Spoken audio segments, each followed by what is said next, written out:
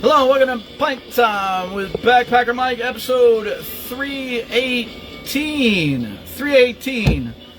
Today we are tackling the Appalachian Trail again for part 2.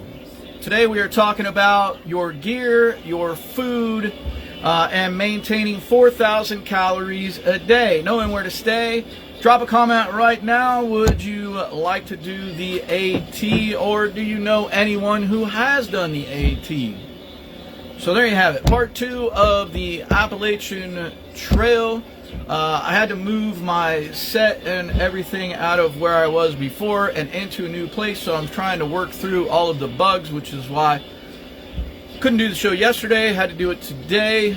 But I made a little post and went a little live yesterday to let you guys know about it. So anyway, we are back on Pint Time. Hopefully the service and everything holds up and we can make this thing happen.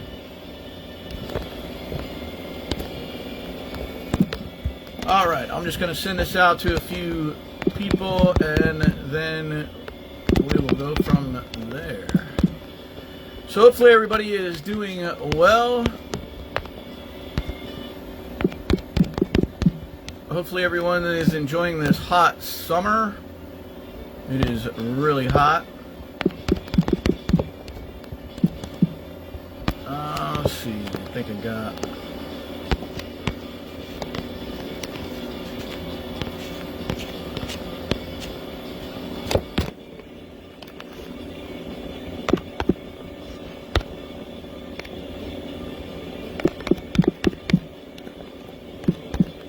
Alright, I think I got as many people as I can tag right now. Let's do this. I even got my timer back now.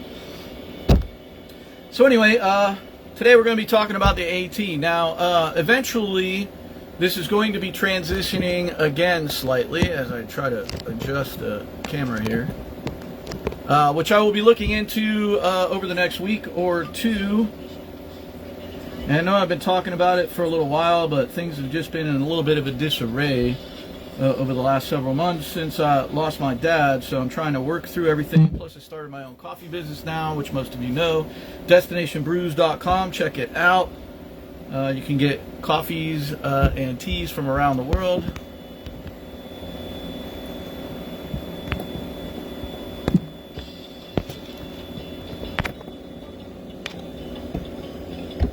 And so to commemorate, sort of christen, I should say,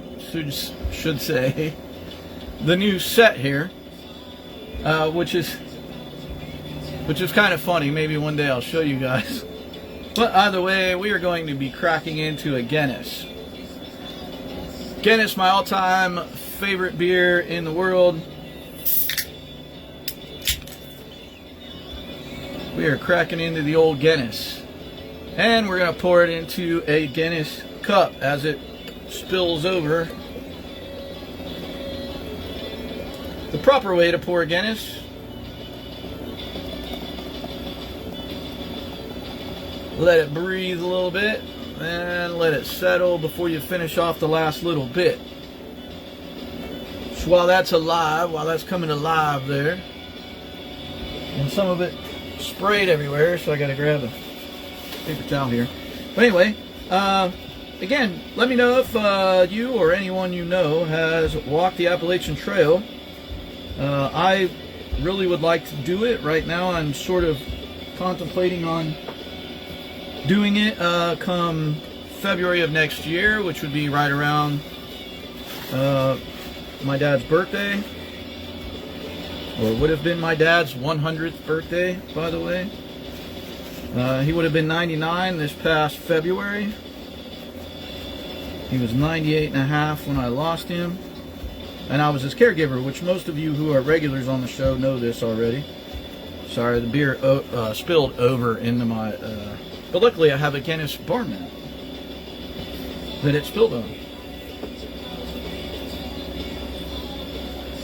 Alright, we're just going to finish that off there a little bit with what's left. Almost a perfect pour. Not the best, but almost. See, and this is my Guinness bar mat.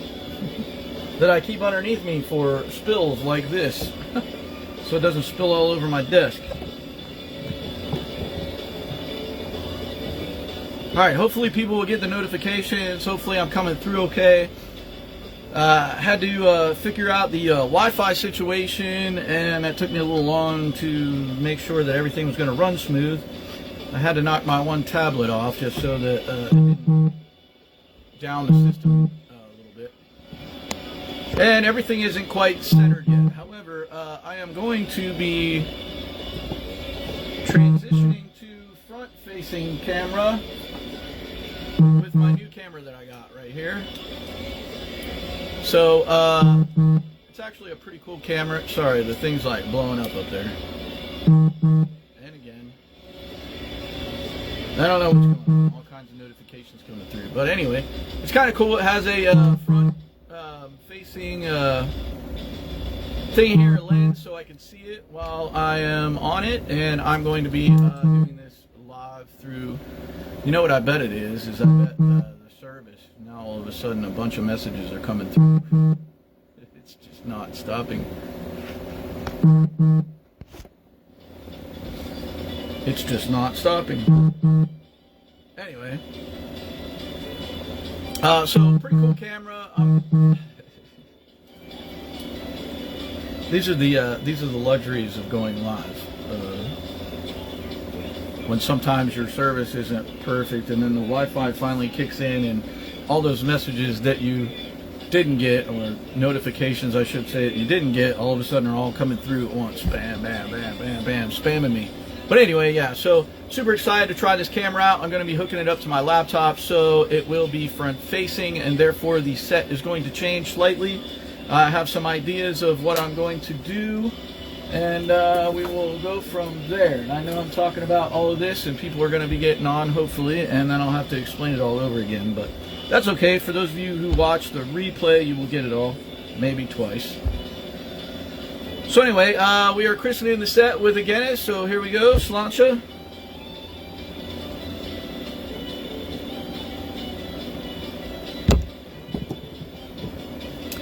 And I will be trying 3 different craft beers for you guys today while we talk about the Appalachian Trail Part 2.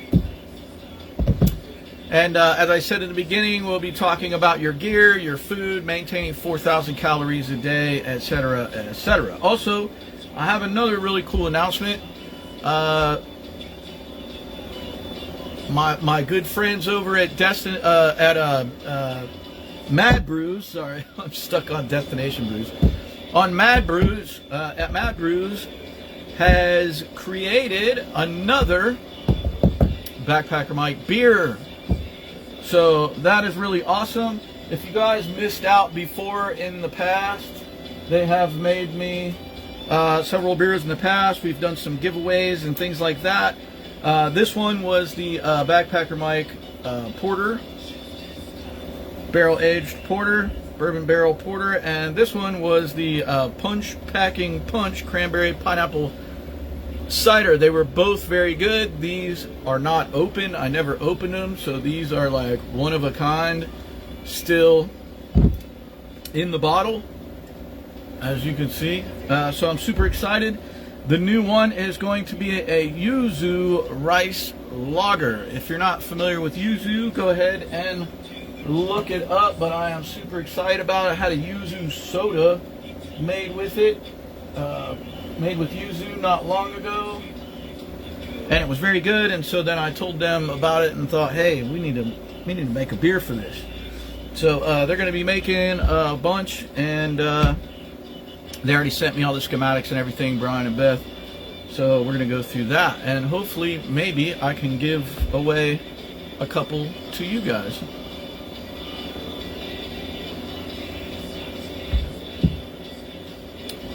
I don't know if these messages are going through or not, but it's alright. It's alright. It's okay. It's an odd day. It's an odd day.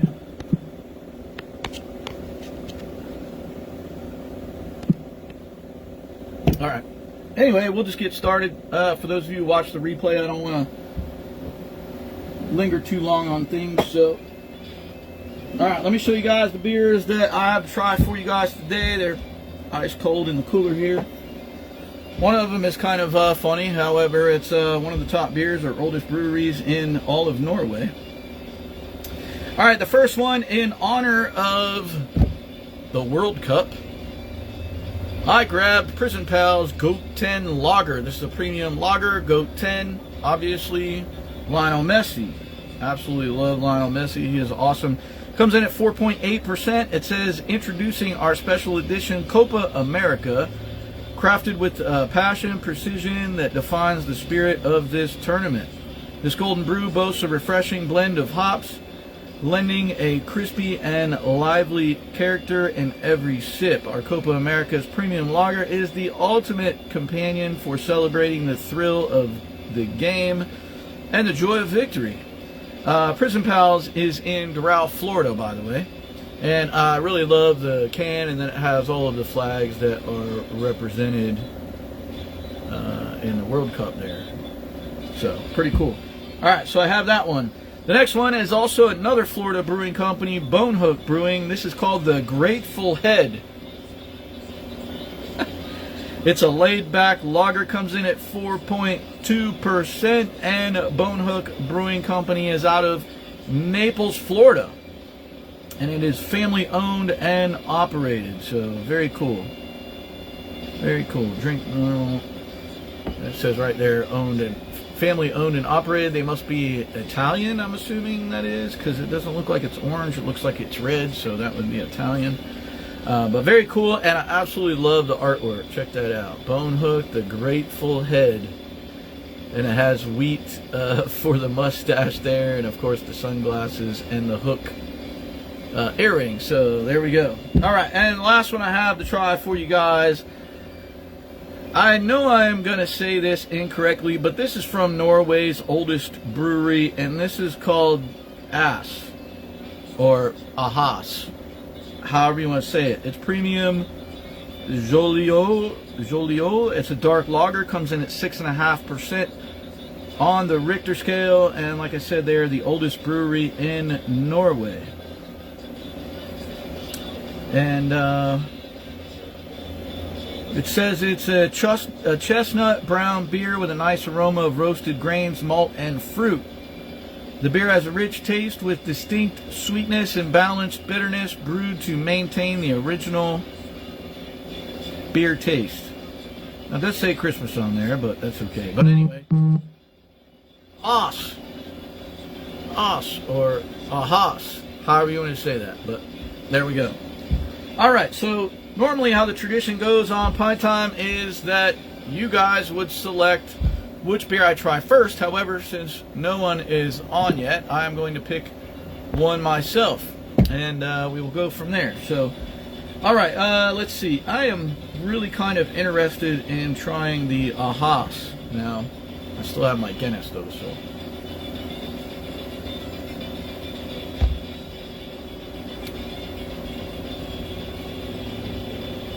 So I'm going to put the Guinness up there that I will start working on in a few.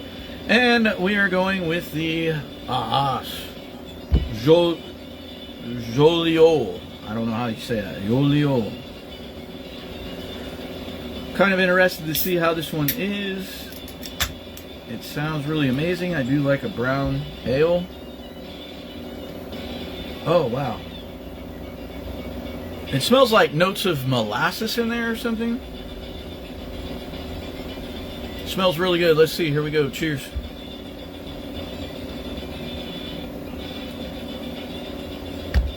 Oh, that is amazing. It's a dark lager. Or brown ale. Close. It's pretty close. That is really good. Really good. It's sweet, not overly sweet, but it's sweet, and the flavor on it is very good. Let's do a little bit of a hard pour there. Beautiful color beer there. You guys can't really see it much in the light. Well, maybe a little bit. Let's see if we can't do this. But has a very good brown, sort of amber color to it, and especially in the beer head as well. Oh yeah, this is good.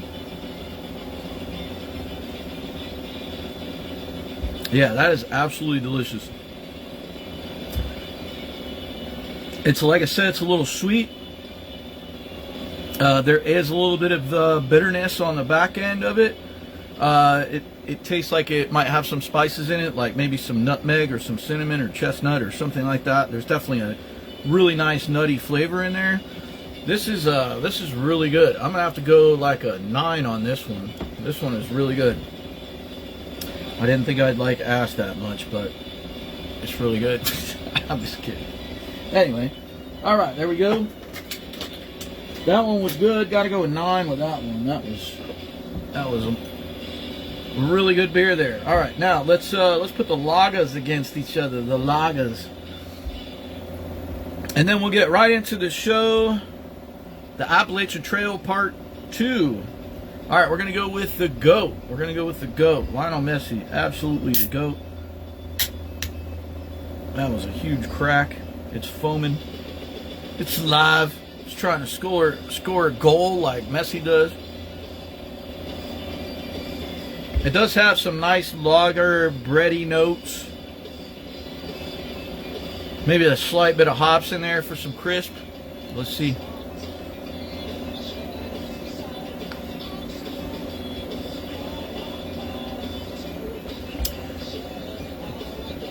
It's very light, very crisp. It does have some sort of hops in it. I'm not sure what kind of hops. I don't think it's set on here at all. But it is very light, very crisp, and it's also very carbonated.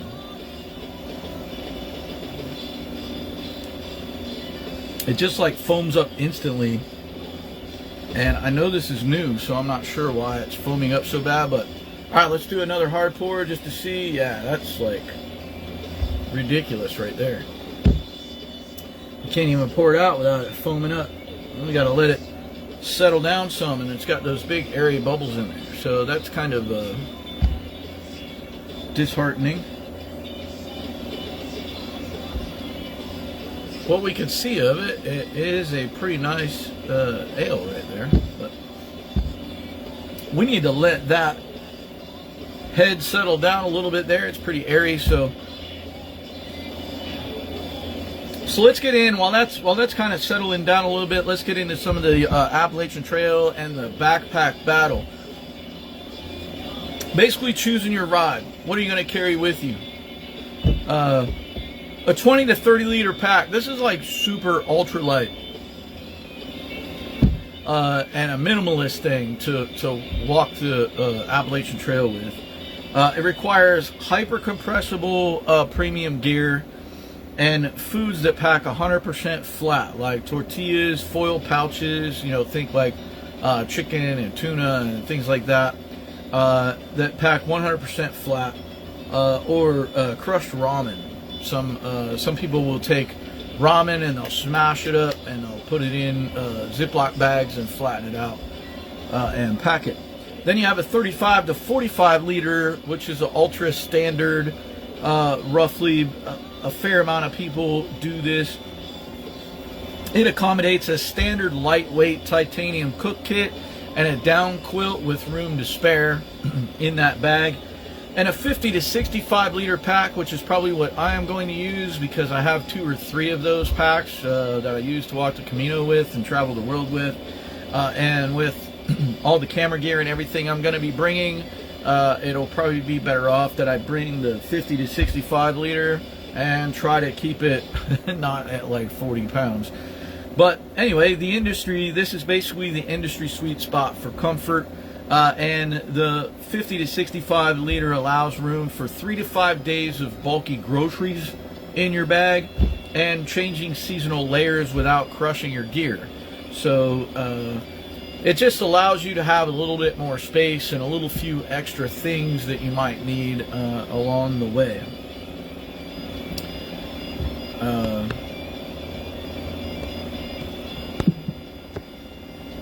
Facebook probably never even sent out that I was live. All right,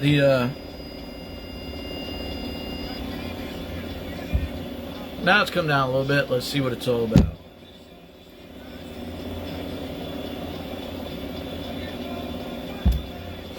Yeah, the hard pour after it's settled down some is very nice. You get some of the bready notes. It's a little sweet. It does have some hoppy bitterness to it. It's not bad.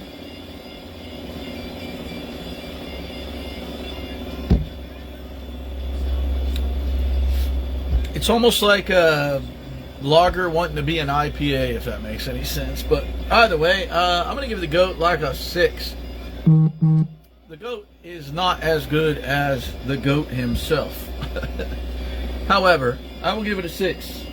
I will get another one. I just hope that it doesn't foam up quite as bad. Alright, and the last one we'll try is the Bone Hook, the Grateful Head.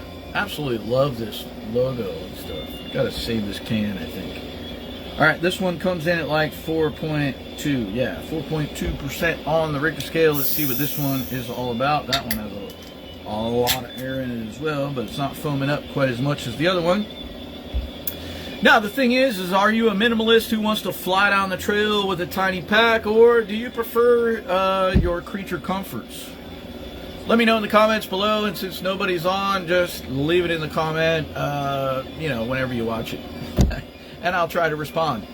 There's lots of times I go back and I look at the, you know, the live, and I look at the comments and things like that. So if I am not currently live, don't hesitate to drop a comment, because I will get it and I will reply to you. Now what we're going to do is we're going to break down the packs even more when it comes to packing food, and we're going to get into that per liter of backpack, kind of like I did just now. We're going to get into that and some varying types of food and various other things that we are going to check out. Oh goodness. My goodness. Alright, well, this is obviously going to be a very fast pint time. So, yeah, I'm going to have to figure this out even more out here.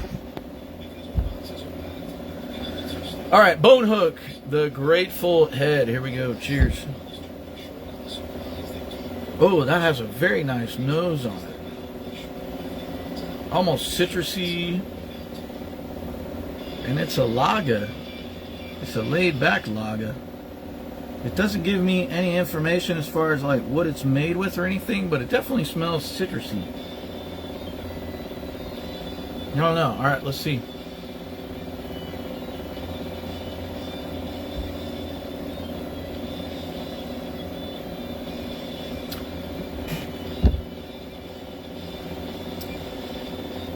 How do I... Wow, that is... Hold on a second. Let me... Where did I put that water at?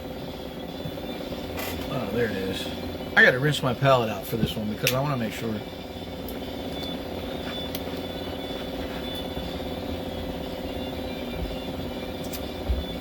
All right, let's see.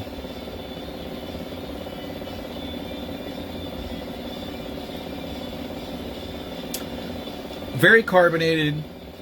It almost comes across as like there's like lemon in there or lime. That must be where the citrus is coming from. It's almost like a lager that you squeeze the lemon or lime into. I would probably venture more towards the lime end of it now that, you know, I still have that mouthfeel. Let's do a hard pour, and I have a feeling this is going to be very carbonated as well. Yeah. Very carbonated. With those big bubbles, see how big those bubbles are? This one also is not that old, so I don't know. Sometimes when you get things like that, it means the beer might be slightly out of date. And I've told people all the time, don't worry about drinking out of date beer. It's not going to bother you. It's not going to bother you at all. However, the head comes down fairly quick. And as you can see, it's kind of hazy. Yeah, there's definitely lime or lemon in there, but I'm going with lime. The hard pour is very nice. I would say that That is really good. I actually like the lime or the lemon aspect in there.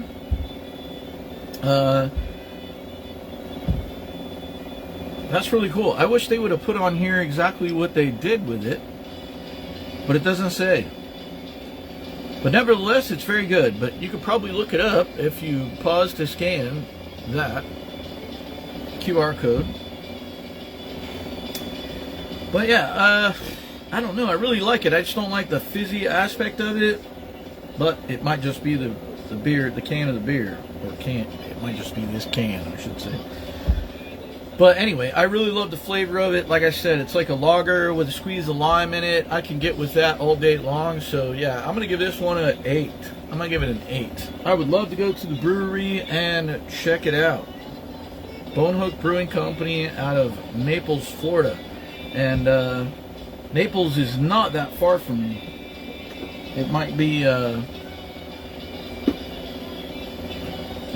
maybe 2.5 hours or so for me. So we will see. All right, let me try to fit as many of these back in here as I can. Close it up and get back to me, Guinness. Sláinte. All right, let's break down these packs. Now, the 20 to 30 liter pack that I was talking about before, this is the food strategy. And for the Appalachian Trail, the food strategy, 0 structural bulk. So in a 20 to 30 liter pack, you can't have any bulk at all. 0 empty space, high caloric density for sure, 140 calories per serving, basically, or per ounce. And you're prioritized foods that pack 100% flat or can be crushed to maximize space, like I said earlier with the ramen noodles and stuff like that. Breakfast. Loaded instant oatmeal packs are your friend. Loaded oatmeal instant packs empty directly into a single freezer Ziploc bag, mixed in some protein powder and nuts, and the flat nut butter, basically, like that, was it Justin's nut butter or something in the packet? Squeeze some of that in there too.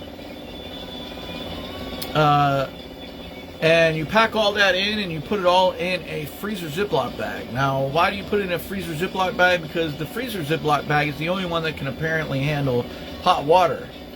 So what you would do is you would just boil a little water on, on the fire or whatever, and then you would just pour it, some of it into that freezer Ziploc bag, and then you just kind of mix it all up and let it sit. And when it's done, you just open the Ziploc bag and stick a spoon in there and eat, or just squeeze it right out of the bag and eat it, however you want to do it. Cut an end of it off and squeeze it in your mouth as you eat it. However you want to eat it. So lunch and snacks. Flour tortillas packed flat, because flour tortillas will pack flat.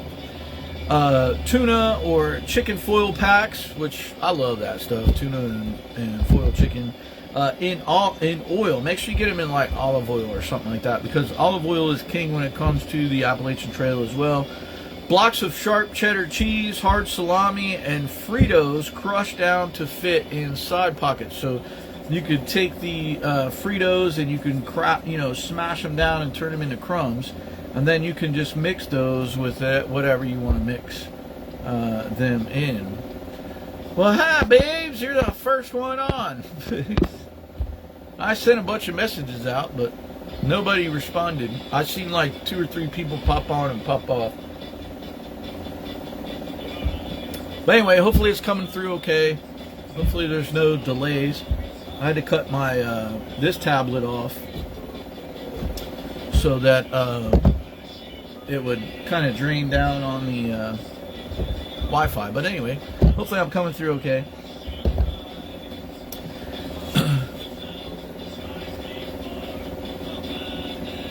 Now for the lunches and stuff, the sharp cheddar cheese and the hard salami and all of that stuff is going to last for about 3 or 4 days on the trail. So that's perfect. A little snack. You can pull a chunk of cheese out, peel some off with your pocket knife or whatever, and eat it while you're walking. Same with the salami. wrap some cheese up in the salami and eat it while you're walking. It'll be warm salami, obviously. And another option too is something that I do. You can fry the salami. So you can basically turn the salami into like bacon, and then you could pack that into freezer bags or whatever, and just throw it in your pack. It will probably last for several more days, other than 3 or 4 days without being refrigerated. It'll probably last a little longer than that.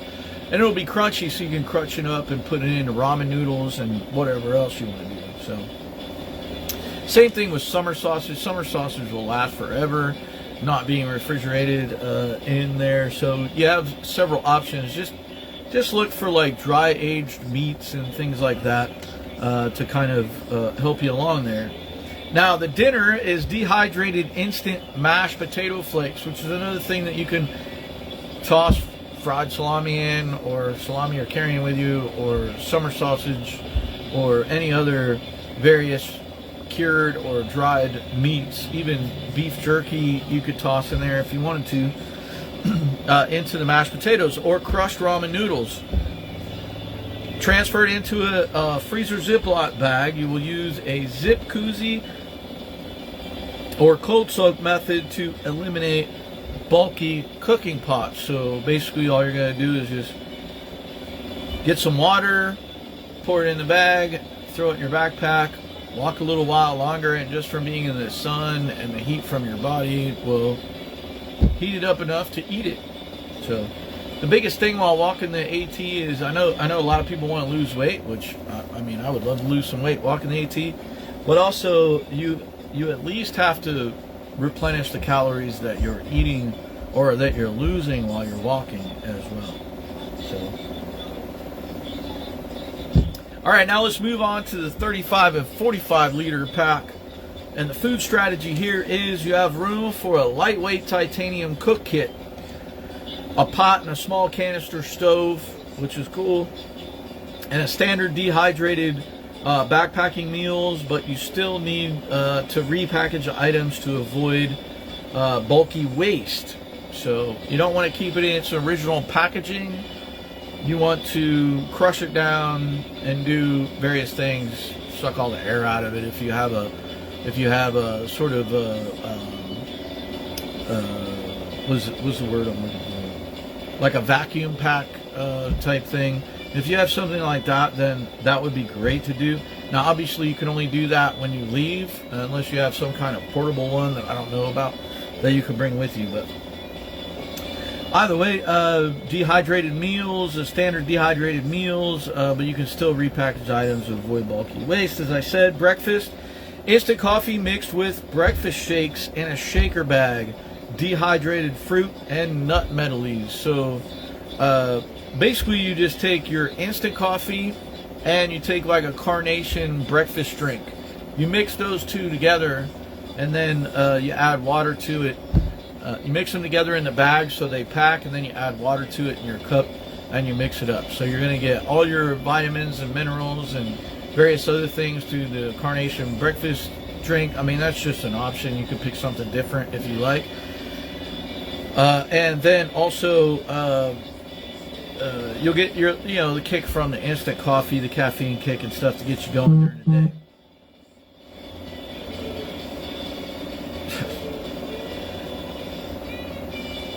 Lunch snacks, pita pockets. Pita pockets are great. They pack flat, then you can split them open and pack a bunch of stuff in them. So pita pockets or bagels stuffed with peanut butter. Bagels will last a while, especially if you mash them down flat, stick them in some Ziploc bags, put them in your pack. Then all you gotta do is get a packet of peanut butter, squeeze it on there, and eat it. It will be good, and the bagels will last a while on the trail as well. Also, standard trail mix, beef jerky, and calorie-dense bars like Cliff Bars or RX bars. Sorry. So those are other options that you can pick to snack on. Now, dinner could be the Knorr rice or pasta sides. instant mac and cheese, or commercial freeze-dried meals like Mountain House, supplemented with a travel bottle of olive oil for extra calories. So you want to get yourself like a 4 or 5 ounce travel bottle, fill it up with olive oil. It's like a teaspoon or a tablespoon of olive oil will add like 120 or 130 calories or something like that to your meal. So that's perfect to do.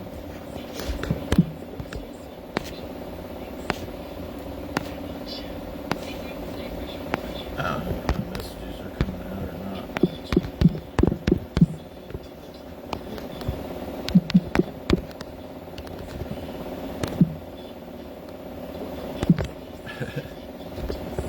Oh. All right, now let's get into the 50 to 65 liter backpack, which is the one that I will probably bring on the AT, and let's talk about the food strategy. Basically, when you have a pack this big, volume is not an issue. However, I will still pack most of my stuff flat and various other things for sure.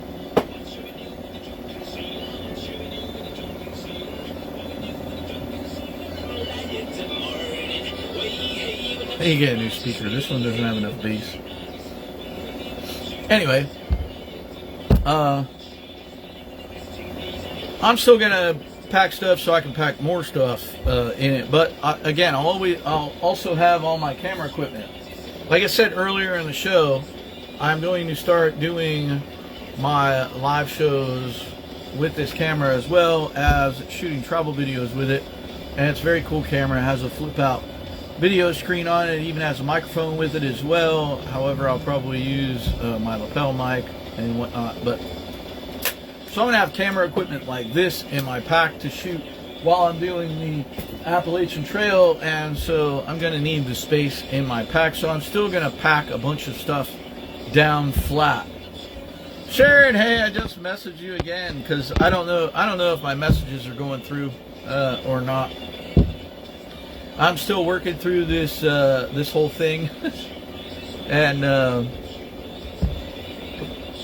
it's going to be interesting doing it here, but we'll get through. Oh no, that's okay. I totally understand. I like I said, I just didn't know if the messages were going through or not. So I thought I'd message you one more time and then go from there.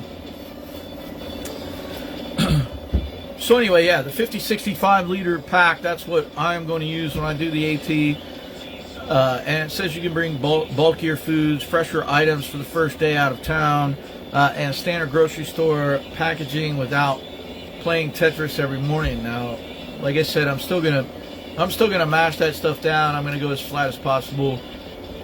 I'm gonna reduce as much space as possible, take it out of, custom packaging and things like that because I need the space still for equipment.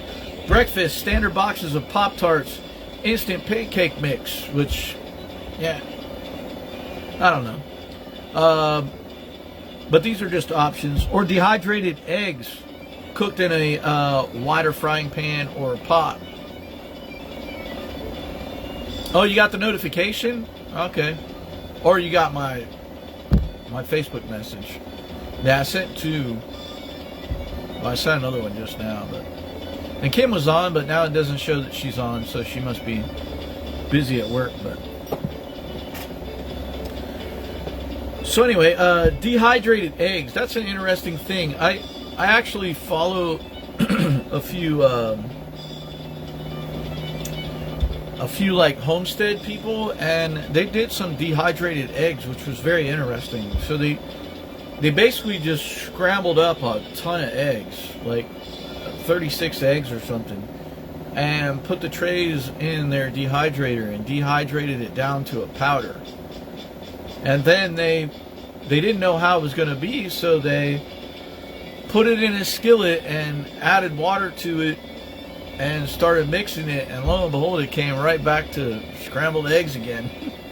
So one thing I might look into getting prior to me going on the trail is a dehydrator, because while I'm walking the trail, Kim, in her spare time, which she doesn't have much, could be dehydrating foods for me and packaging them up and sending them to me, whether it's beef jerky or whatever.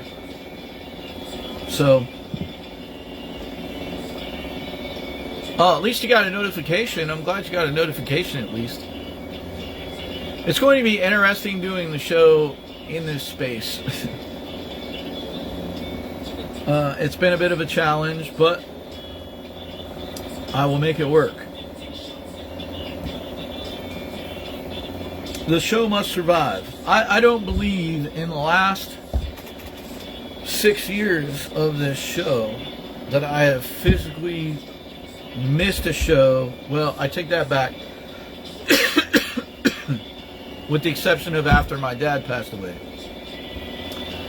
I was up in Ohio for that weekend, and I just didn't want to do a show. So I would say out of the 6 years of doing this show, I haven't missed a show except for that one time.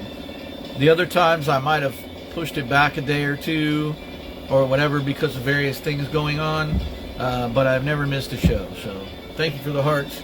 So I will find a way to do it. After I had to leave, the other place in a moment's notice to come out here and set everything up. I'll make it happen. And I thought, well, if we got to go on the road, we'll go on the road, which I hope to do that too, but either way. All right, back to the 50 to 65 liter pack. Let's talk about lunch snacks. Blocks of cheese. Usually the sharp cheddar cheeses and stuff like that will last longer, not being refrigerated. I don't believe they're refrigerated anyway when they're cured, so they should be fine for a few days. Fresh apples, avocados for day one. Summer sausages are great. Crackers are great. And bulky multi-pack chip bags, which I probably wouldn't eat many chips on the trail. However, if I find something cool, I might eat it. And then prepackaged or a wide variety of premium freeze-dried dinners without worrying about folding pouches, which again I would still do. Now, those freeze-dried dinners that you can buy at Walmart and online and stuff like that, made from like Mountain Peak or something like that, I've never had one. I hear they're not bad though. But they're very expensive, so if you're going to get into something like that, expect to spend between like $5 and $10 a meal. And if we're trying to cut down costs while walking the Appalachian Trail, that is not something that we want to spend money on. So if you get a dehydrator, you can make those meals yourself. You can put the entire meal into a dehydrator and dehydrate it, add some water to it, rehydrate it, and eat it. Now let's talk about the core sleep and footwear systems that we will use on the Appalachian Trail. The sleep system, sleeping bags versus quilts. The volume factor. Traditional synthetic sleeping bags are heavy and very massive, and they don't really push down very much. So the solution is for lightweight small packs. Try a high fill power down quilt, 950 plus fill. Rated 30 degrees to 40 degrees, so it's going to keep you warm enough. And these pack down, completely compressed to a fraction of the size of what they normally are. So that is really good because they eliminate back insulation and heavy zippers basically from your sleeping bags. So you just need a really compactable sleeping bag or quilt that's going to compact up into a size like this big and weigh like 2 pounds or 3 pounds maybe. Now the pad, pair it with a highly compact inflatable pad or a classic foam pad like a trimmed Therma Rest Z-Lite is what they are pushing. Strapped securely to the outside of the pack to save interior room. So when I had my tent and I had my sleeping bag and my pad when I was walking the Camino, it all basically fit in the straps on the backpack. Now, I have a few backpacks, and I thought I had some in here, and I'm pretty sure I do. but I'm not sure where they are at the moment. I don't see them. However, on the bottom of the pack, there's some straps that you can loosen up, and in those straps is where you would put your tent and your sleeping bag, and possibly on the top part of the pack there's also other straps you can loosen up, and you can put your pad up there, so it saves space inside the pack when you do that. Now, footwear, ditch the heavy boots. The reality is, skip heavy waterproof leather boots. When waterproof boots inevitably get wet from deep trail mud or relentless rain, they actually trap water inside of the boots. And I found that a lot on the Camino with people that were using waterproof boots, and it rained. It would trap the rain inside the boots, and it takes a long time to dry out because they're waterproof, basically. So they allow a lot of water in, but don't allow the water out. So the choice is go with highly breathable trail shoes paired with durable merino socks like Darn Wool, or Darn Tough, I guess is the name brand. Breathable trail runners pump water out and dry naturally while you walk. So you just want some lightweight trail shoes, hiking shoes, similar to the Sauconys that I use, which is probably what I would use walking it, because they're very comfortable and I don't get very many blisters from them at all. Now let's talk about trail fuel, what to eat and how to prep. Now the calorie goal through hikers burn about 4,000 calories a day. So if you want to lose weight, you can cut your calories back while you're hiking, but about halfway through you probably want to replace those calories, otherwise you're going to feel drained and tired and exhausted and you won't be able to walk as far. So you'll want to replace some of those calories. And you need to target fuel-dense foods offering 120 to 150 calories per ounce because you need to maintain about 4,000 calories while you're hiking the trail, because you're going to burn off 3,000 or 4,000 calories throughout your hike for that day. So basically the calories that you intake throughout the day, you're going to just burn off immediately anyway. Meal plans by style. No cook grazing, perfect for small packs. Eat flour tortillas stuffed with tuna or chicken pouches, the foil pouches packed in olive oil. I love those things. I get them. Hard salami and blocks of cheddar cheese, which stay good for 3 to 4 days without refrigeration, which I mentioned earlier. You can also fry the salami and summer sausage and stuff like that, and it will probably last longer than 3 or 4 days. Also, the hot kitchen, pack Knorr rice, pasta sides, instant mashed potatoes, and ramen noodles. Those are real quick to make. You can even make those in a Ziploc bag. Kitchen space saving hack. Don't cook inside your titanium pot. Put your meals into a quart-sized freezer Ziploc bag. Pour boiling water directly inside and slide it into an insulated pouch like a koozie. And it's bulk-free, and it's 120 to 240 calories of healthy fat. You can also add olive oil to that, like I said before. Just bring like a 4 to 6 ounce bottle of olive oil. You can fill it up as you go along, but put a couple tablespoons into your meals and it will add about 120 to 140 calories per tablespoon for you as well. Now, what type of clothes should you pack? The golden rule of the AT is layering. Cotton is your enemy. You do not want cotton shirts or cotton shorts or any of that stuff. You don't want anything cotton. Because it absorbs water and holds on to sweat, and it takes forever to dry. So, which can easily lead to hypothermia actually in cold weather, because while you're walking, you're sweating and that's gathering everything, and then when you stop walking, it starts to get cold and it cools you off. But unfortunately, it could lead to some hypothermia. It just depends. I was going to hit it, but it didn't work.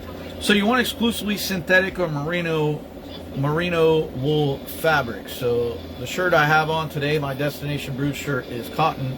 However, I do on my website offer the dry fit shirts as well. You only need 2 sets of clothes while hiking, basically, because you're going to wash your clothes every couple days. You can also bring some hand wash stuff, and you can just wash it, you know, as you go along, and hand wash it. But you only want 2 sets of clothes. One is for hiking, and a dry set kept strictly for sleeping, and you want to put that dry set into a dry bag and roll it up real tight so no moisture or anything gets in that, whether you're sweating or whatever. Now, the hiking uniform, what you want to wear is the top a lightweight synthetic sun hoodie. Could be possible. It's like those fishing hoodies that you see. It will keep the UV rays off of you, the sun, and various other things. It protects against bugs, blazing ridge sun, and dries incredibly fast. You can wring out one of those and hang it on a tree, and it's dry in like 10 minutes if there's a good breeze. Your bottoms, lightweight running shorts or quick dry hiking shorts. Avoid heavy cargo pants and heavy cargo shorts.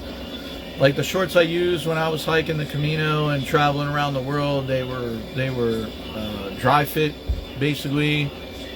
Whenever they got wet, they dried really fast while I was walking. So definitely want to get those.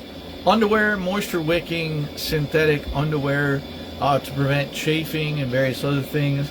Socks, high quality merino wool trail socks, which I didn't use the merino wool trail socks when I was walking the Camino like here, but I did use dry fit socks or wet wicking, dry wicking socks. I used them while I was walking as well, because sweat in your shoes can be dangerous and it can cause pruning of your feet and blisters and various other things. So you want to make sure that you get something that doesn't keep the heat in and keep your feet wet. Thanks for the heart, Sharon. Now, for insulation and protective layers in your pack, a puffy jacket, which is an ultralight down jacket or high loft synthetic jacket. Down offers the best warmth to weight ratio and compresses incredibly small, but it must be kept dry. So it's something that you want to put in your dry pack that you roll up. Most of the dry packs are waterproof. You can literally throw them in the water, but you have to make sure that you seal them correctly. Some of them have like a Velcro sealing, and you just roll it all the way up and it Velcros again so no water gets inside of it. A rain shell, which is a breathable, high quality rain jacket with pit zips. So you have zips in your armpits. Essential for venting sweat while climbing steep mountains in the downpour, which is good because otherwise, if you get a heavy rain jacket,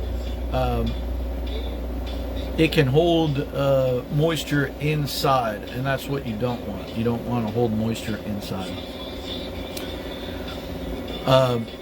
Skip the heavy rain pants. Most hikers prefer to wear wind shorts and just letting their legs get dry, since they dry quickly anyway. So I did have rain pants while I was hiking the Camino, and I used the pants and the jacket, and I could see why they said just ditch the pants. And especially if you have the dry, hiking shoes, lightweight hiking shoes, they're going to dry pretty quickly. So, head and hands, a lightweight fleece beanie, just something that is lightweight that protects you from the wind and various other things. You can wear those. Obviously, you don't need that when summer hits, but in the beginning of the Camino and potentially at the end, depending on when you decide to start, you will probably need something like that. And a pair of liner gloves, essential for chilly mountain mornings, because there will be times when you're at the top of a mountain where it's 30 degrees colder up there than it is down below.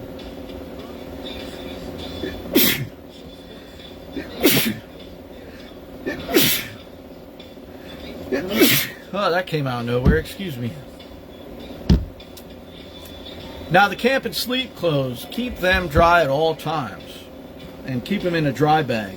Tops and bottoms, a dedicated set of mid-weight merino wool thermal leggings and a long sleeve top You never want to hike in these. These are for these are basically your psychological security blanket.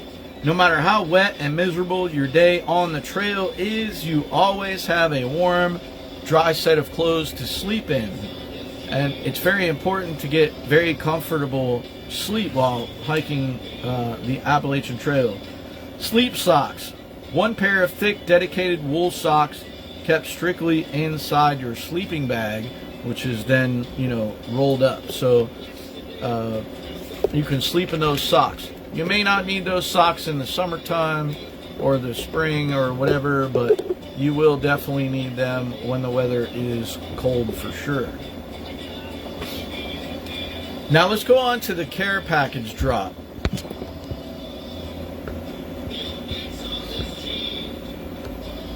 Oh, is Kim back on?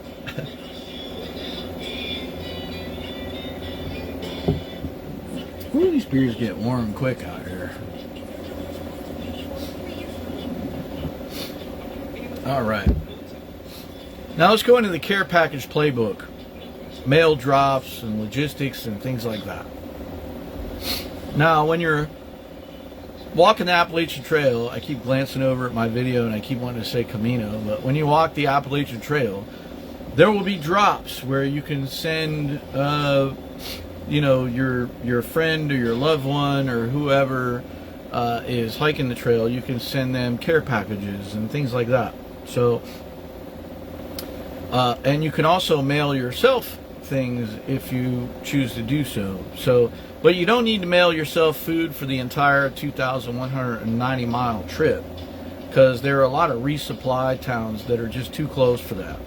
However, mail drops are essential for sending yourself specialized gear swaps, like dropping winter gear in the spring and picking up some spring gear. So I would ship my winter gear back home, and I would ship myself spring gear to travel with, which then your pack will get a little lighter as well.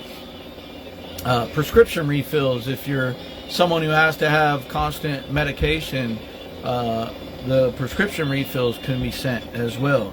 Or high quality home dehydrated meals. So like I said before, like Kim could dehydrate a few things, some eggs and stuff like that, and send it to me in a care package. Now, where to send the package? USPS general delivery. You can mail a package to virtually any post office on the trail. And this is how you address it. Your trail name, which is basically your legal name, in care of general delivery, which means it stays at the post office. The town name, the state, and the zip code of where you're sending it to as far as the post office. And you put on there, hold for AT through hiker, expected arrival date is X. And then when the through hiker, in this case me, would stop there, I would show them my ID, proof who I am, and they would give me my care package. And then I just, package it. Now, the catch here is that you are at the mercy, basically, of the United States Postal Service hours. So if you roll into town at 12:01 p.m., which I would hope I wouldn't be rolling in that late, on a Saturday, they're probably talking 12:01 p.m. in the afternoon, yeah, because a.m. would be 12:01 a.m. But anyway, 12:01 p.m., because the post offices are only open until 12:01 on Saturdays. If you roll into town at 12:01 p.m. on Saturday, you're stuck until Monday morning to get your box. So hiker hostels and outfitters, this is the preferred method for most experienced hikers who have hiked the through route on the AT. Many hostels and gear shops along the AT will accept and hold packages for through hikers for free or a tiny $5 fee, especially if you're staying the night. So it could be where I show up at the hostel, I have, people send me care packages to the hostel. I show up at the hostel, I get my care packages, I stay there for the night. I get up the next day, pack all my stuff, and head on.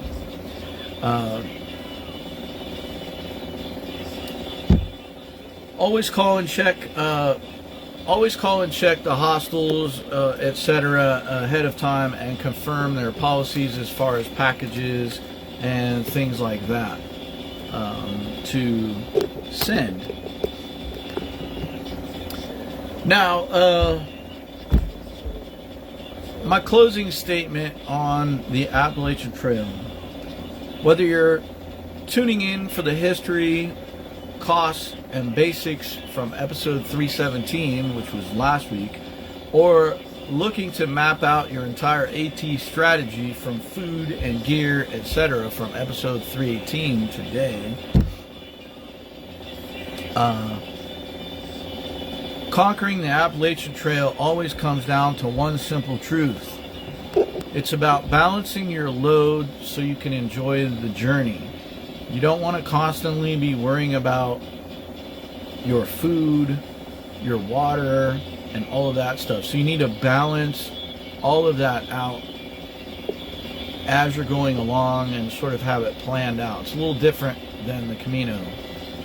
Is it better to pack?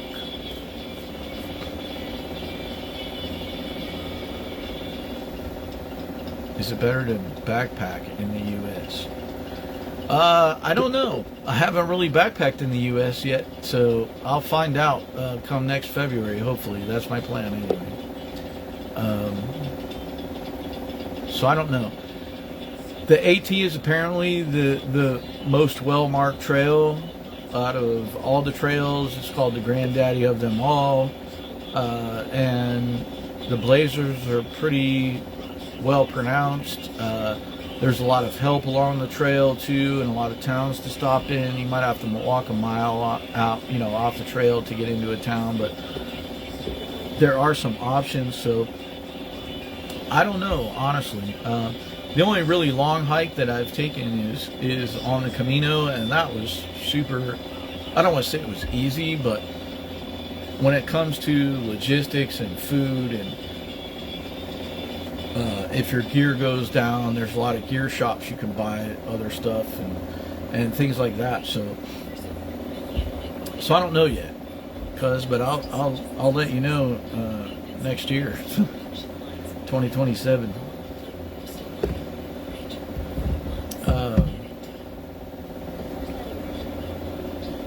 But from hacking your meal prep, I love how they have these long ads on YouTube for the music. It's like, hey, let's throw in 5 ads in between one song. So from hacking your meal prep with lightweight, high-calorie fuel to picking the perfect internal frame pack that saves your shoulders, every decision you make before you leave the trail determines how far you'll go.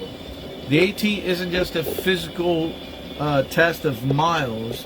It's an immersive dive into historical ghost towns, rich Civil War history, landscapes, and an incredibly supportive local trail culture. So if you find yourself in trouble, there's going to be somebody there who's probably going to help you. Yeah, I'm going to film the whole thing. I'm going to film the whole thing from start to finish.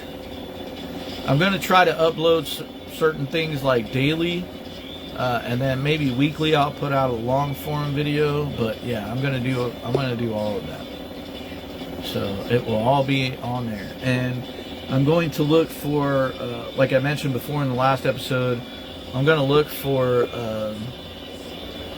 a good non-profit dementia organization that I would like to partner with, and say 80% of the proceeds that people donate will go to them, of which I haven't decided yet, but I might put all those donations in one specific account. The other 20% will basically go for me to make the trip in the cost of making the trip, but 80% of it will go to that organization. So it could be at the end of the Camino, when I reach that Camino, I just present them with a big check or whatever and do a video of that. So I don't know, it's all thoughts in my mind at this moment. I just have to find one where the majority of their donations goes to the research of dementia. And I'm doing that because of Dad. So that is my thought process, and I want to record all of that and push the donations and stuff. So the other thing, take care of your feet, dial in that sleep system, manage your own budget wisely, and most importantly, remember to enjoy the community along the way of the Camino, or the Camino. See, I did it, of the Appalachian Trail. I want to see if the Appalachian Trail is as welcoming and as possible as the Appalachian Trail, or I mean the Camino. So basically, thanks for hanging out with me for part 2 of the Appalachian Trail, a deep dive on Pint Time. Keep your packs light and your brews cold, and I'll see you on the next episode. Pint Time with Backpacker Mike. Next Saturday, here. Now that everything is pretty much working. We didn't really have many glitches when it came to Facebook, so that's cool. That I know of. I don't know of any glitches.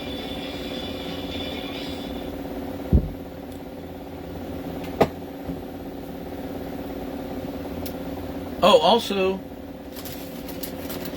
I did this on a TikTok, but Lay's came out with a bunch of World Cup flavors, and this is the Argentinian style steak with chimichurri, and I gotta tell you, these things are pretty good. You can see the seasoning on there for sure.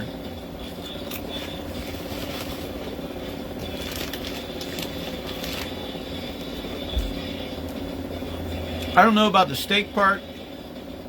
There's a little bit of steak flavor maybe that comes through, but the chimichurri is definitely there.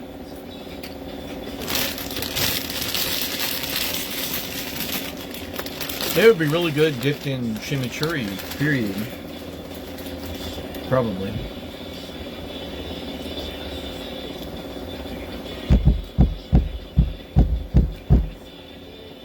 Thank you, cuz. I appreciate you jumping on always. I hope to see you in July.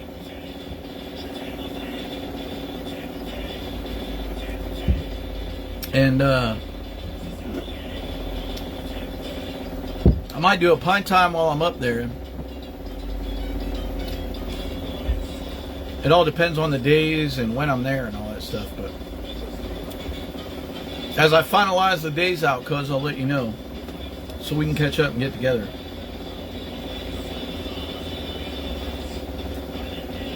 Maybe I can do the Pint Time live from your house. I'm just kidding. But yeah, I don't know. I may go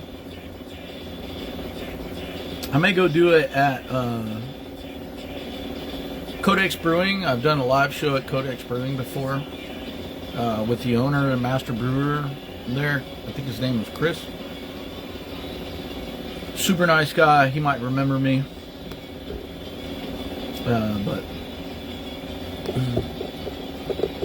So yeah, I hope to do a Pint Time up there.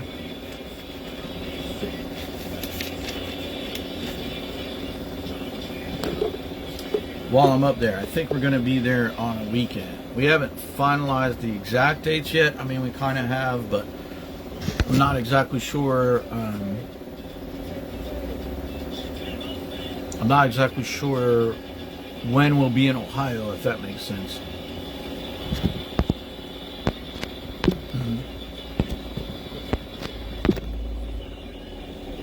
It would be kind of cool to do Pint Time at your house. We can just do Pint Time at your house and sit around the table and everybody can be in on Pint Time. I just have to figure out what I would cover.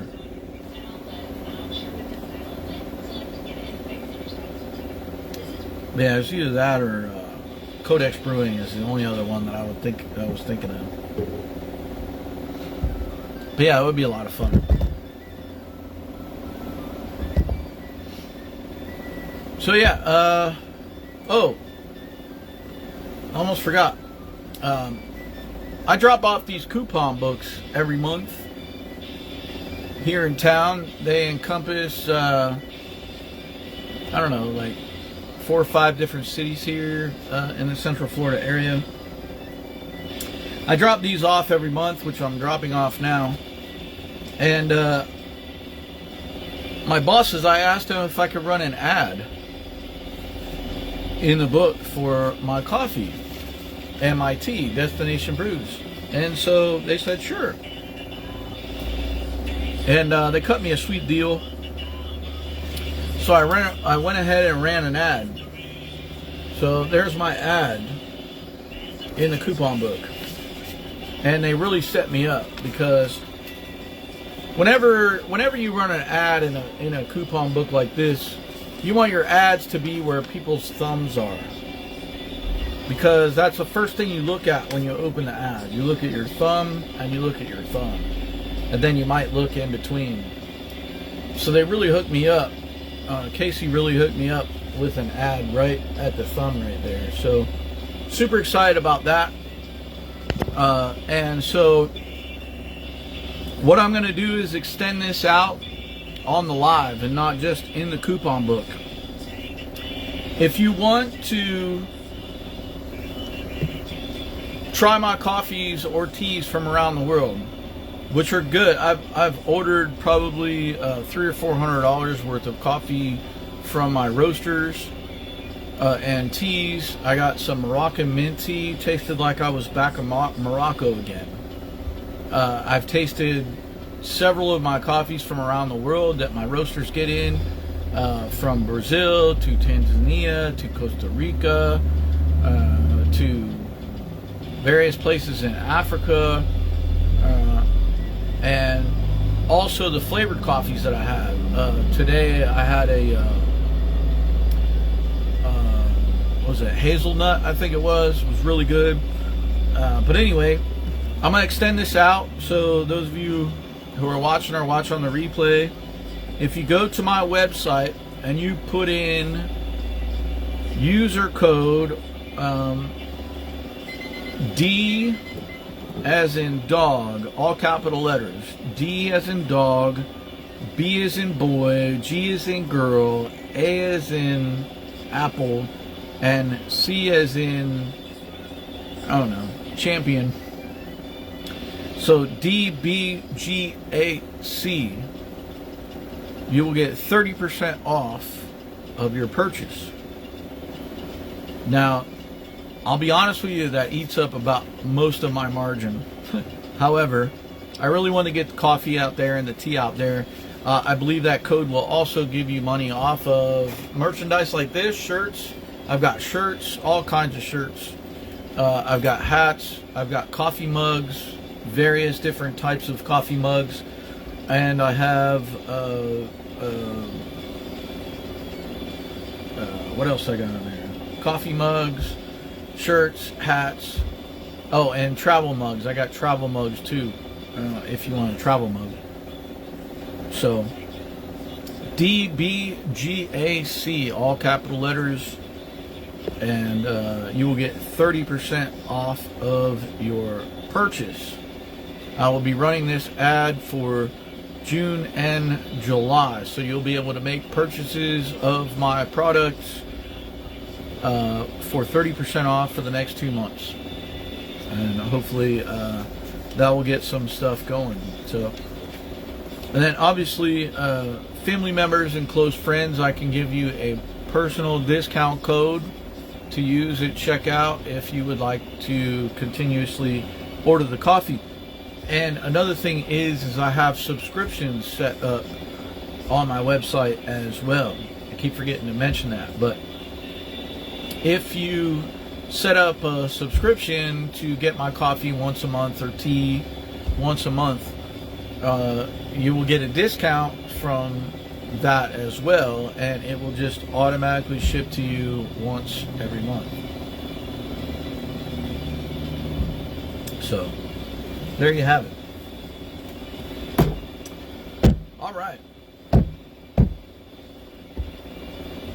Sharon, you got anything else?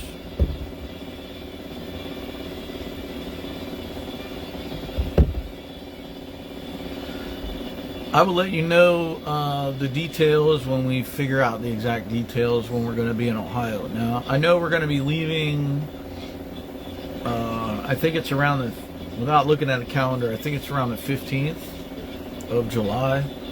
We'll be leaving. However, there's a few stops we want to make along the way to see a few things, you know, that Kim hasn't seen before. And various other things. So, no, what's the no for?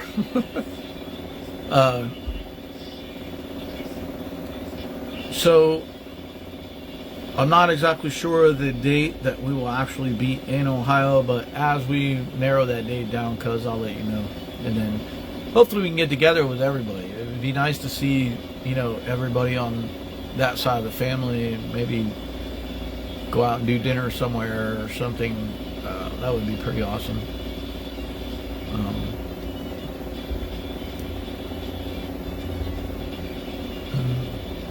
Oh, nothing else to ask. Okay, gotcha. So yeah, my travel plans so far are, I've had to push it back a few times, but I'm going to be doing travel videos and food reviews in Sebring, right here where I'm based out of. I'm going to be hitting mom and pop restaurants that are not franchised and out there.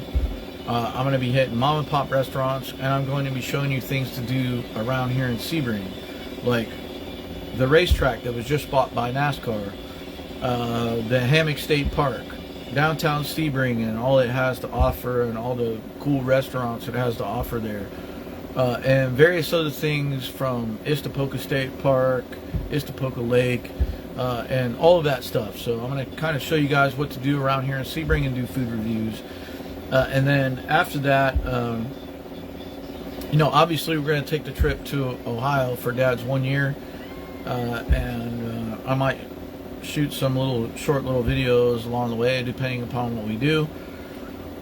And then the next big video thing that I have planned as of right now, which I'm sure I'll have other things planned before then, like some one-tank trips here in Florida to places for maybe 2 days, but is the Appalachian Trail in February.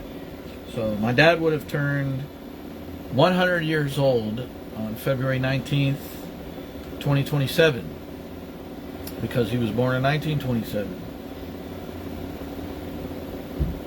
And so I thought, what better time than to start the Appalachian Trail on Dad's birthday on February 19th and have him with me the entire way.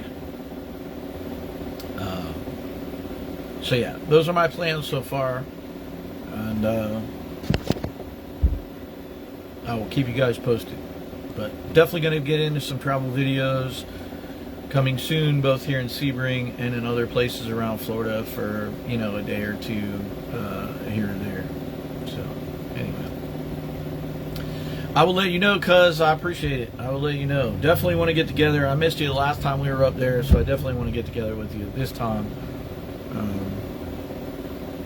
Yeah, 1915, yeah.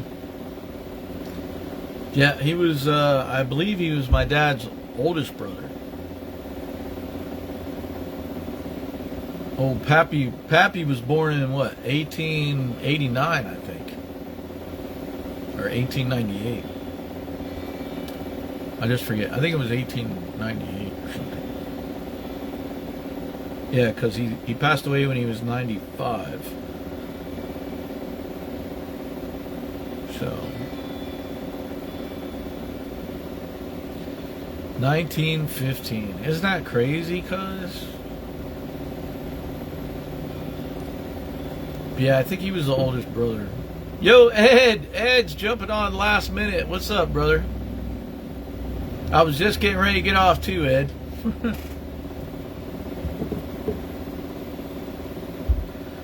But hey, Ed, while you're on, I need you to send me a message with your address and what kind of coffee you want to try and all of that stuff.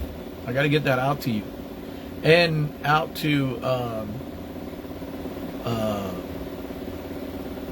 John too over in England, but he's traveling right now. So, but I got to get him a package out too. But Ed, you gotta let me know. Send me your address and what you got. I can send you a message with what I have available at the house that I have, and if it's something that you're not interested in trying, then I'll order something for you from my website. But yeah, I got to get that so I can send you some stuff. I fell asleep. Well, yeah, maybe Lester was the oldest. Was it Lester, Clarence, Don? Was it Lester, Clarence, Don?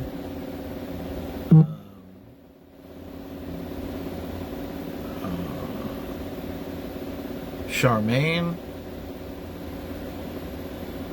I think, was the oldest. Then Dad. Then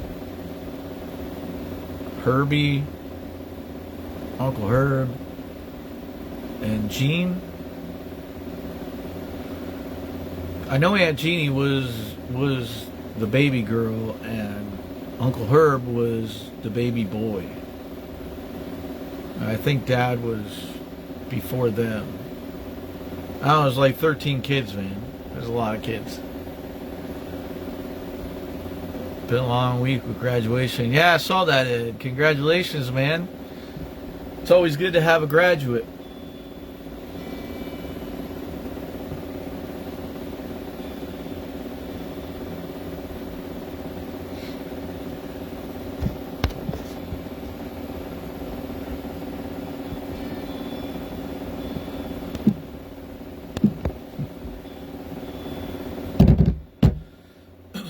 Yeah, I think it was Lester, Clarence, Don, Dad, and Herb for the boys. I think it was Charmaine. There's another sister that I'm missing. Charmaine.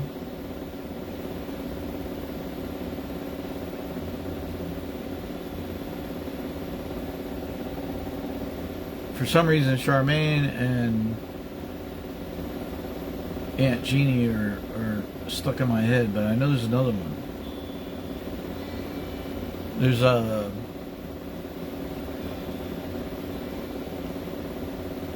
there was the one that lived in Michigan, the one that lived in California, the sisters, and then Aunt Jean. I think there was three sisters.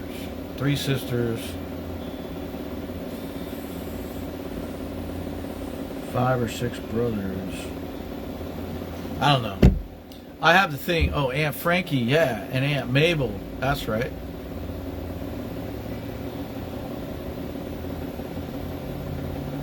Aunt Frankie. Aunt Frankie was the one with the short leg. Dad used to tell me about her. She used to have a higher shoe on one side than the other because she had a short leg. And Aunt Mabel, she was named after Grandma Betts, I think. I don't know. It's all Greek to me at the moment, but I'd have to look at the thing. I have a whole chart that Dad gave me of like the whole family and all of that stuff. It's very cool to look through sometimes. Ed, you'll let me pick which coffee. Okay. I got you, brother. I want to order a little extra stuff too, so I'll send you some coffee and a few other things in the box when I send it to you. Yeah, and Frankie lived in California, and she had a daughter who was Dad's niece, and her name was Sherry Burwell, I think. And she lived out in California, Washington, Oregon, somewhere out in there. And she used to keep in touch with Dad a fair amount, and then she stopped. But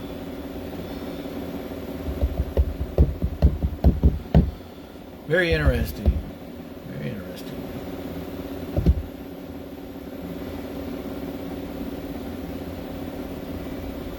My family has so many layers.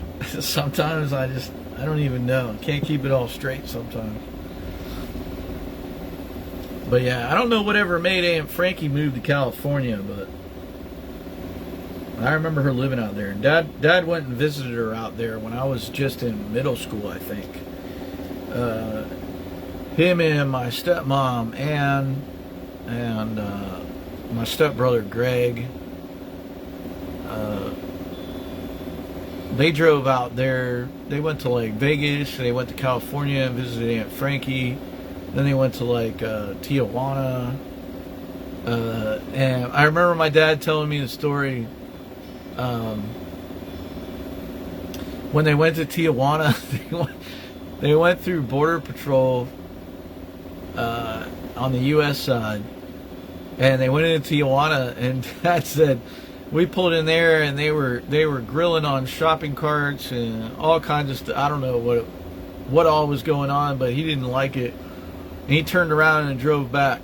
And when he got back to Border Patrol, at the border, the Border Patrol guy said, "How long were you in Tijuana?" And Dad said, "Long enough to turn around and come back." And he said the Border Patrol laughed and said, "Okay, go ahead." That was probably like 1981, 82, 83, somewhere around there. I was just a kid. I couldn't go with them because I was in school. That's how it was back then, man. Gen Xers, parents went on vacation sometimes and just left us at home by ourselves with a key. But yeah, it was pretty funny. You went to Tijuana too, or you went out to California to visit Frankie? And then I remember there was Aunt Dot. Who is Aunt Dot married to? Aunt Dot. She lived over here on the West Coast, and I remember Dad taking me over there to visit her. And I remember she had this giant portrait of President Eisenhower in her living room. California. Okay, cool. I've never been to California. I'd like to go. I've never been out that way. Furthest I've been was Vegas for a little bit. What would your dad think of the politics in today's world? I don't know. My dad was a registered Democrat. He wasn't very big into politics, I'll be honest. So I don't know. I don't know what he would think of today. I mean, you know, all of that sort of came about initially, you know,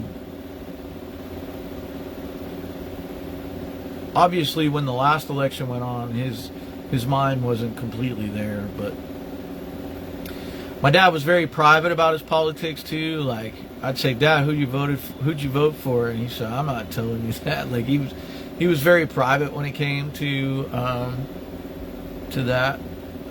So I really don't know what he would think of today's politics. I would venture to guess he wouldn't be very pleased about some things, but I don't know. Clarence's wife, Dorothy. Oh, okay, so Clarence's wife, Aunt Dot. Yeah, she lived down here in Sarasota or something. I don't know. But I do remember going over to her house a lot. I remember she was kind of tall, if I remember right, maybe blondish brown hair. But I just remember that portrait of Eisenhower in her living room, and I remember some clocks she had, and I remember all of her couches had plastic on them.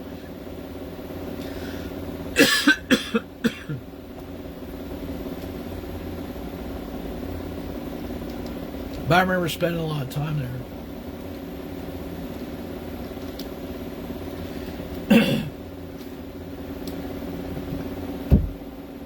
I feel like Dad and I would go over there once or twice a year and visit with her. And I feel like I remember going to her funeral, but I'm not sure. Being quiet about politics is smart. I know, right? Especially these days. I don't know how to be quiet when it comes to that at this point. But didn't want to get them dirty. Yeah, exactly. Especially when people came over. It was just getting up off of them as a kid with shorts on. And back then, you know, there was no such thing as knee-length shorts for kids. So you'd sit on that plastic and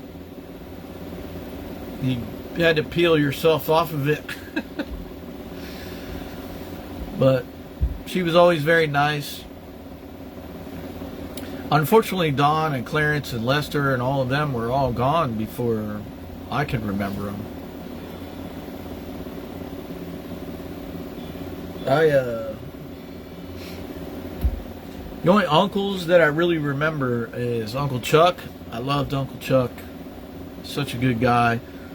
I remember having chew with him in the kitchen there while Aunt Vi and Dad were sitting out on the back porch having tea. Yeah, it was very sweaty. Alright, cuz, I will see you next Saturday. I'm super excited that the Wi-Fi is working out for now, so I will see you next Saturday, for sure. Anyway. Alright, guys, well, thank you so much for hanging out with me on Pint Time. I truly appreciate it. I'm going to shoot my TikToks and then bug on out of here. So, but I appreciate you guys, and as I said before, Uncle Chuck, I loved Uncle Chuck. I loved Uncle Chuck. Uncle Chuck and Aunt Vi were like two of my most favorite people. And Uncle Herb, I loved Uncle Herb too.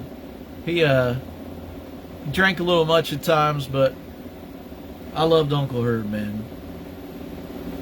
Those were my two favorite uncles, only because those are the ones I met. Everyone else was pretty much gone when I was old enough. But yeah, I remember when Uncle Chuck passed away, and I remember how upset Dad was about that. I think him and Uncle Chuck were pretty tight too, and Uncle Herb as well. Dad helped Uncle Herb a lot. But anyway, all right, guys, thank you so much. I truly appreciate you hanging out with me. I will see you guys next Saturday. I don't have a topic yet. It's been a crazy week, obviously. I've had a lot going on. But as soon as I get the topic, I will be posting it out there shortly. So anyway, visit destinationbrews.com, get your coffee, get your tea, get your 30% off with discount code DBGAC, all capital letters. And I will see you guys next Saturday on Pint Time with Backpacker Mike. As always, peace, love, and let's continue to experience this beautiful world together. I'll see you next Saturday. Peace.